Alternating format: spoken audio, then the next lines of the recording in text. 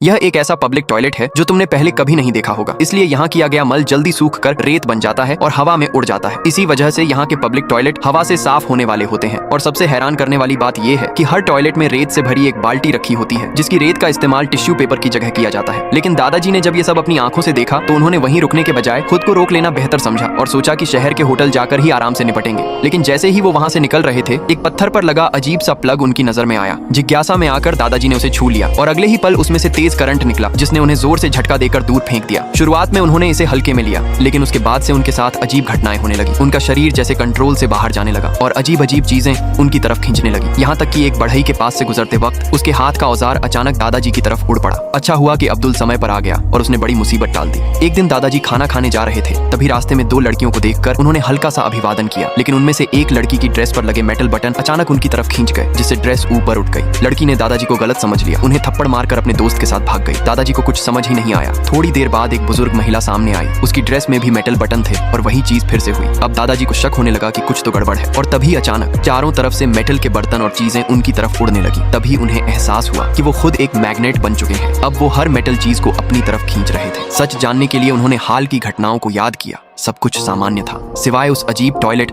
और उस प्लग वाले पत्थर के। तभी उन्हें समझ आया, ये सब उसी प्लग की वजह से हुआ है।